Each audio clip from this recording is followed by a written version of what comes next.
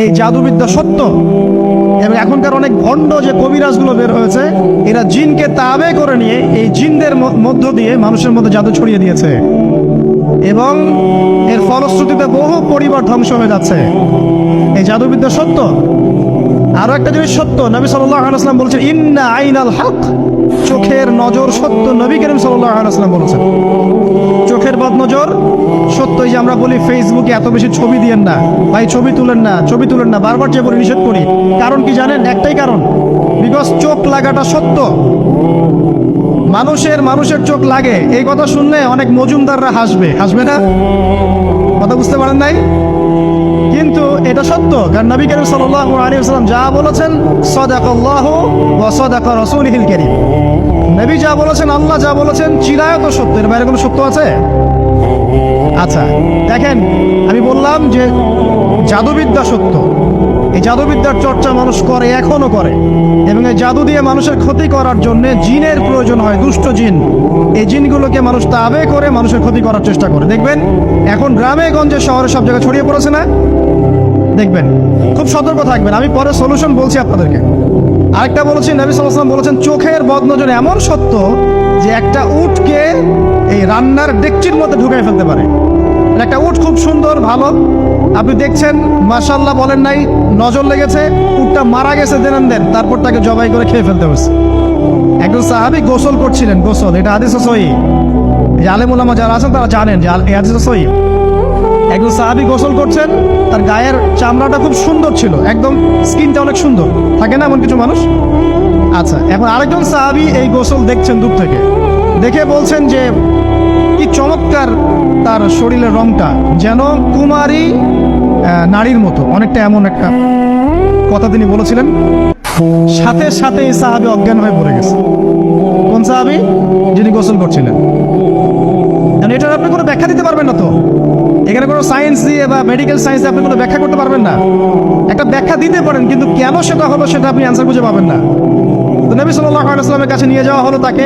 তিনি বললেন যে এই ব্যক্তির ব্যাপারে কি কেউ ভালো মন্দ কিছু বলেছিল? তখন একজন সাহাবী বলেন হ্যাঁ, অমুকে বলেছে এর স্কিনটা অনেক সুন্দর, ওকে ডেকে নিয়ে আসো। ওকে ডেকে আনা হলো। ডেকে আনার পর নবীজি তাকে অনেক শাসালেন, তোমরা তোমাদের ভাইদেরকে কি মেরে ফেলতে চাও? তখন এই সাহাবী তো অবাক, আমি আবার কখন মারতে চাইলাম ইয়া রাসূলুল্লাহ? আমি তো মারতে চাই নাই, আমি তো খালি বলেছি যে তার গায়ের রংটা অনেক সুন্দর। তখন তিনি বললেন, কেন তুমি সুবহানাল্লাহ বললে না, কেন তুমি মাশাআল্লাহ বললে না? যখন মাশাআল্লাহ বলবেন, সুবহানাল্লাহ বলবেন, নজরটা লাগবে না। আর যখন আপনি মাশাআল্লাহ বলবেন না, সুবহানাল্লাহ বলবেন না, দেখবেন নজর লেগে গেছে। আপনি বিশ্বাস করেন ব্যবসা খুব ভালো চলছে, মানুষ বললো যে বাহ তোর তো ব্যবসা হেভি, লালে লাল শাহজালাল, ঠিক আছে, দেখবেন আপনার কেনা বেচা বন্ধ হয়ে গেছে। এরকম হবে, আমার কথাটা বিশ্বাস করেন। এটা কিন্তু সায়েন্স প্রমাণ করতে পারবে না, আল্লাহ এবং তার রাসূল বলেছেন, তার উপরে কোনো সত্য নেই। আছে সূরা কাহফ 29 নম্বর আয়াত পড়ে দেখেন, আল্লাহ পাক বলছেন ওয়াকুলিল হাক্কু মির রাব্বিকুম, সত্য সেটাই যা তোমার রবের পক্ষ থেকে আসে। ফামান শাআ ফালইউমিন, যার ইচ্ছা হয় বিশ্বাস করুক, ওয়ামান শাআ ফালইয়াকফুর, যার ইচ্ছা হয় সে অস্বীকার করুক। এই কারণে আমরা বলি ফেসবুকে এত বেশি ছবি দেওয়া, এই আই ওয়াশ করা, এই যে শো ডাউন করা, হ্যাঁ, ইসলামের কিছু কাজ করলেন একদম মানুষকে না দেখাইতে পারলে ঘুম হচ্ছে না, এগুলো বন্ধ করেন, এগুলো বন্ধ করে দেন আল্লাহর ওয়াস্তে। অফলাইনে কাজ করেন, নিজেকে গোপন করার চেষ্টা করেন। যত বেশি মানুষের কাছে নিজেকে এক্সপোজ করবেন, কাজের বরকত কমে যাবে, কাজের বরকত কমে যাবে, চোখ লাগবে, নজর লাগবে। এবং চোখ লাগা বদ নজরে বহু আলেম আস্তে আস্তে মাঠ থেকে মাইনাস হয়ে গেছে না? যায় নাই? এখন কি আলেমদের সংখ্যা বেশি না কম? যত দিন যাবে আলেমের সংখ্যা আরো কমে যাবে। নবীজি বলেছেন আলেমদের সংখ্যা কমতে থাকবে, মানুষ জাহেলদেরকে আলেম বানিয়ে নেবে। তো প্রিয় ভাইরা, জাদুবিদ্যা সত্য, চোখের বদনজর সত্য, রাতের এই অনিষ্টগুলো সত্য, রাতের বেলা অনেক ক্ষতি আছে। এই জন্য নবীজি বলছেন বাচ্চাদেরকে বাইরে বের করো না, এবং তোমরাও রাত যখন গভীর হবে তখন এদিক ওদিক ঘোরাফেরা করো না। দেখবেন রাত যত গভীর হয় আমাদের শহরগুলো তত জীবিত হয়, তাই না? তাই না? রাত যত গভীর হচ্ছে শহর তত জীবিত হয়। চায়ের দোকানে আড্ডা বেশি, ওই সিনেমা দেখছে, টিভি দেখছে, ক্যারাম খেলছে, লুডো খেলছে, ঘুম নাই। ঘুম কখন? ফজরের আগে আগে। ফজরের নামাজ কিন্তু নাই, ফজর ঠিক আগে আগে, আবার ওই যে জোহরের নামাজের সময় উঠতেছে। এখন আমাকে বলেন, এরকম জেনারেশনকে দিয়ে কি আসলে ইসলামের কোনো খেদমত হবে? আচ্ছা, নবীজি রাতের বেলা আর্লি ঘুমাতেন, আল্লাহ পাক আমাদের সবাইকে তাড়াতাড়ি ঘুমানোর তৌফিক দান করুন। হ্যাঁ, আপনি ইলম চর্চা করলে রাত জেগে থাকতে পারেন, আপনি যদি জ্ঞান চর্চা করেন রাত জাগতে পারেন, আপনি কোনো গবেষণা করছেন, নামাজ পড়ছেন বা কোরআন হেফজ করছেন, আপনি রাতের আর্লি উঠবেন, এটা আলাদা বিষয়। কমনভাবে আমাদের এই যে ফেসবুক, ইউটিউবিং ইত্যাদিতে আমরা লিপ্ত থাকি, সারা রাতটা কাটাই আড্ডাবাজি করে, এগুলো বন্ধ করতে হবে। এগুলো বন্ধ না করলে ফিজিক্যালি আমরা মানে সুস্বাস্থ্যের অধিকারী হতে পারবো না। সারা দিনটা আমাদের একটা কি বলবো অলসতার ভাবে যাবে এবং দিনের বেলা কাজগুলো ব্যাহত হবে। এতে করে আমাদের উম্মার এই পুরো বড় যে তরুণ প্রজন্ম আছে এদেরকে আপনি সম্পদে পরিণত করতে পারবেন না। তাই এই সিস্টেমটা চেঞ্জ করা দরকার। নবীজি রাতের বেলা এই সূরা বাকারার শেষে 3টা আয়াত তেলাওয়াত করতেন, আমরা করবো ইনশাআল্লাহ। ইনশাআল্লাহ। আরেকটা আমল বলে দেই, নবী করিম সাল্লাল্লাহু আলাইহি ওয়াসাল্লাম রাতের বেলা সূরা মুলক তেলাওয়াত করতেন। কোন সূরা এটা? কোন সূরা? তাবারাকাল্লাযী বিয়াদিহিল মুলক। কয়টা আয়াত আছে? 30টা আয়াত আছে। নবীজি বলেছেন সাল্লাল্লাহু আলাইহি ওয়াসাল্লাম, এই সূরা আপনাকে কবরের আযাব থেকে বাঁচাবে ইনশাআল্লাহ। কবরের আযাব থেকে তো ভাই বাঁচা খুব সহজ নাকি? আমাদের মধ্যে এমন কেউ নাই, শোনেন, আমাদের মধ্যে এমন কেউ নাই আলেম জালেম মুফতি মুহাদ্দিস রাজনৈতিক নেতা পলিটিশিয়ান বিরোধী দল জাতি তারপরে যে সরকার দল যে আছে না কেন কবরের শাস্তি ফেস করবেন এমন একটা মানুষ নাই, কেউ নাই পৃথিবীতে।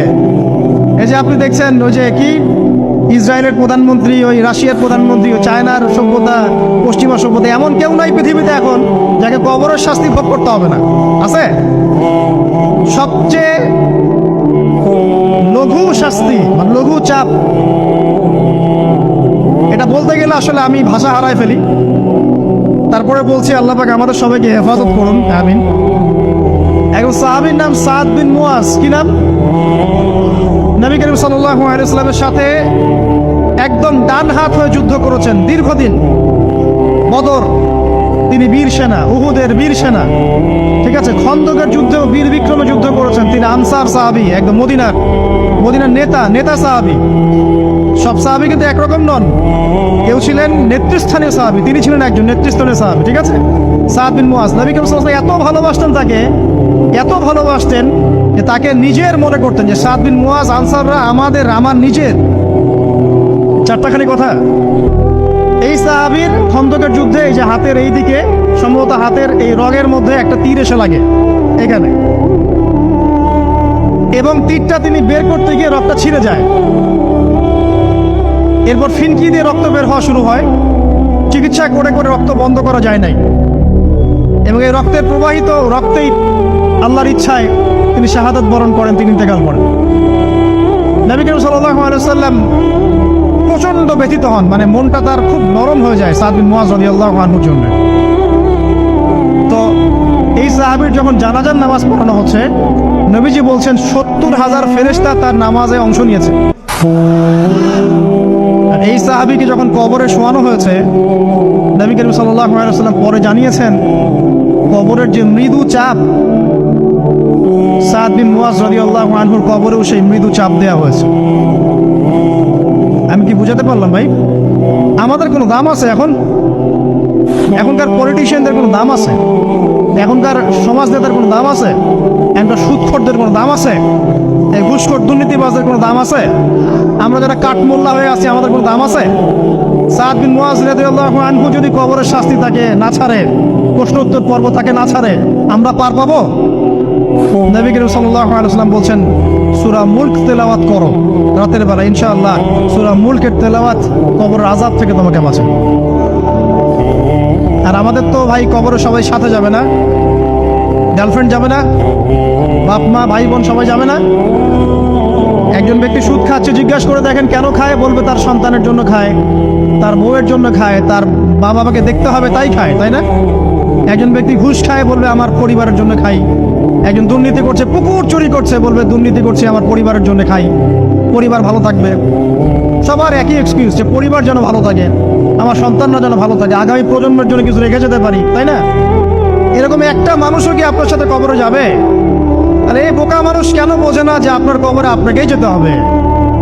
তাহলে আপনি কি কারণে অন্যের কারণে নিজের পরকাল নষ্ট করছেন? অন্যের সুখের জন্য আপনি আপনার পরকাল নষ্ট করছেন। সুদ খাচ্ছেন, দিব্যি মায়ের সাথে জেনা করছেন। আপনাদের এলাকায় নাকি সুদের সমস্যা অনেক বেশি। কয়েকটা হাদিস বলে দেই, আমি ওদেরকে আক্রমণ করতে আসি না।